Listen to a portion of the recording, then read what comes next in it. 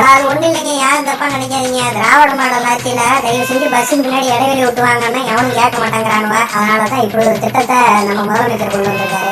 இது வந்து ஒன்றும் இல்லைங்க, பயணிகள் எப்பவுமே படிக்கட்டில் தூக்கிட்டு போவாங்க. சரி, அதை பார்த்து நம்ம பஸ்ஸோட கதவும் கொஞ்சம் ஆசைப்பட்டுச்சான்.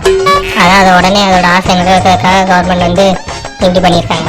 ஆனா இது புதுசா இருக்குண்ணே, புதுசா இருக்கு. இப்படியே 9 மாசமா நடந்துகிட்டு இருக்கு. இது என்னன்னா, நைட் பயணம் பண்ணும்போது வெளிச்சம் எந்த தூக்கம் வராதுல்ல. அதான் கவர்மெண்ட் இப்போ லைட்டே இல்லாமல் மக்கள் கருதி பேருந்தை வந்து ரன் பண்ண ஆரம்பிச்சிட்டாங்க. இனி வந்து நிறைய தூங்கிட்டே போகலாம், லைட்டு மூஞ்சில் அடிக்கிறல்ல.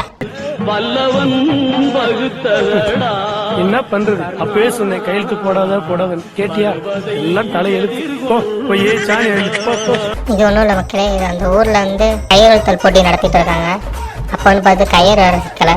சரி, அங்கே பார்க்கும்போது டீசல் இல்லாமல் நம்ம வண்டி நின்றுட்டு வந்துருக்கு. சரி, கவர்மெண்ட் வண்டி தானே போய் மக்கள் வந்து கோரிக்கை கேட்டோன்னா பரவாயில்ல எடுத்துக்கோங்க, சும்மா தான் நிற்கிதுன்னு கொடுத்துட்டாங்க. அதான் இப்போ மக்கள் அதை வச்சு கையெழுத்தல் போட்டி விளையாடிட்டு இருக்காங்க. இது வந்து ஒன்றும் இல்லை மக்களே, பஸ்ஸு கூட்டமாக இருக்கும்போது வேர்க்கும்ல.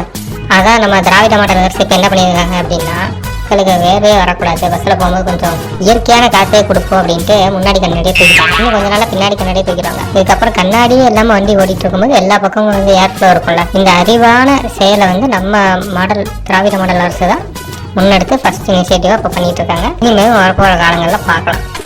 என்ன ஒரு புத்திசாலித்தனம். தமிழ்நாடு முழுக்க என்னுடைய சகோதரிகள் ஸ்டாலின் பஸ்ன்னு சொல்றாங்க. தயவு செஞ்சு சார் இன்னும் ஒரு தடவை அதை ப்ளே பண்ணுங்க சார், ப்ளீஸ் சார். ரெடி 1 2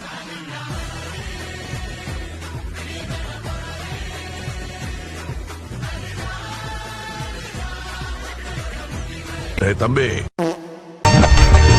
சங்கிலி பருப்பு காடி அரிப்பு